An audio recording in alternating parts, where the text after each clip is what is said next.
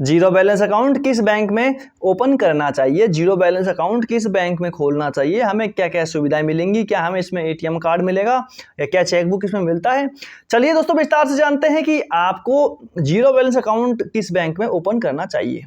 दोस्तों अगर आप zero balance account HDFC, axis bank, Canara bank में और इसके अलावा जितने भी प्राइवेट बैंक हैं इनमें ओपन करने की सोच रहे हैं तो दोस्तों आप बहुत बड़ी गलती करने जा रहे हैं। तो इनके बारे में आपको सोचना भी नहीं है, क्योंकि ये जो बैंक है केवल और केवल हाई क्लास कस्टमर को ही रखते हैं और ऐसे कस्टमर का ही अकाउंट ओपन करते हैं जिसके अकाउंट में कम से कम 5,000 रुपये 3,000 रुपये मेंटेन करके चलना पड़े।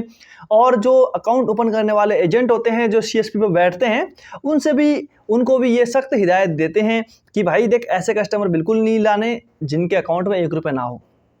और ऐसे में आप सोच रहे हैं कि 2-3 हज़ार रुपये देकर मैं अकाउंट ओपन करवा लूँगा, दोस्तों उसके बाद में आपके साथ में बहुत बड़ा खिलवाड़ हो जाएगा अकाउंट मेंटेनेंस के नाम पे और दूसरे जो चीज़ें हैं उनके नाम पे आपसे पैसा काट लिया जाएगा।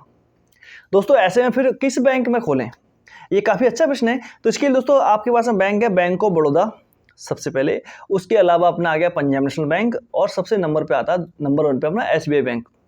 इनके अलावा जीरो बैलेंस अकाउंट अगर आपके पास में कोई दूसरा बैंक है, ये बैंक नहीं है, अगर आपके पास में है ग्रामीण बैंक है कोई से दूसरे भी, तो उनमें भी आप ओपन कर सकते हैं, कोई दिक्कत आपके साथ में नहीं आएगी।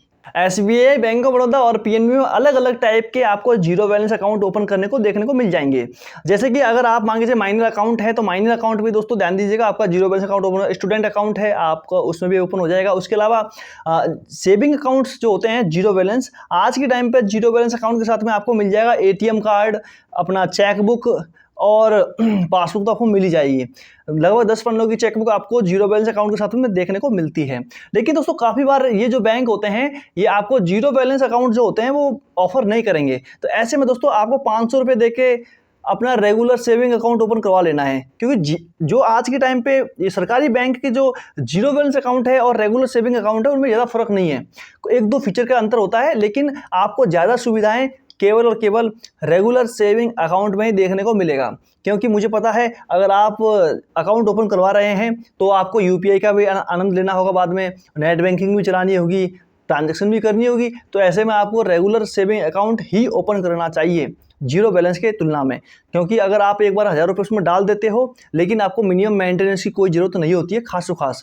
क्योंकि मेरे पास 4-5 अकाउंट हैं और उनमें जो सरकारी हैं उनमें मैंने अभी तक कोई भी मेंटेनेंस जो भी मिनिमम बैलेंस मेंटेनेंस होती है वो अभी तक नहीं की है और मुझे कोई प्रॉब्लम नहीं आई है, मेरे पूरे परिवार में किसी को दिक्कत नहीं आई है। तो ऐसे में दोस्तों आपको भी वही ओपन करवाना चाहिए सरकारी बैंक में, आपको कोई भी दिक्कत नहीं आएगी। साथ में आपका जो भी पेमेंट है ऑनलाइन ऑफलाइन कभी कोई भी पेमेंट नहीं अटकेगा। आप एक चेक देकर कितना ही पैसे निकाल सकते हैं, एक चेक देकर कितना पैसा जमा कर सकते हैं बिना किसी प्रॉब्लम के। अगर जीरो बैलेंस अकाउंट रहता है तो उसमें काफ़ी सारी लिमिटेशन रहती हैं। कैसी लिमिटेशन रहेंगी, आपका UPI लिमिटेड रहेगा, नेट बैंकिंग लिमिटेड रहेगा, अकाउंट की जो लिमिट है वो भी बहुत लिमिटेशन होती है। ऐसे में दोस्तों आपको सिर्फ रेगुलर सेविंग अकाउंट की तरफ ही देखना चाहिए। तो इसलिए अपना आधार कार्ड पैन कार्ड लेके जाएं और अपना रेगुलर सेविंग अकाउंट एक बार जरूर ओपन करना चाहिए। बाकी आशा करता हूं दोस्तों देखो कि आपको किस बैंक में रेगुलर सेविंग अकाउंट या जीरो बैलेंस अकाउंट खोलना है आपको जानकारी मिल गई होगी। बाकी कोई प्रॉब्लम आए तो जो कमेंट है उसको कमेंट जरूर कीजिएगा।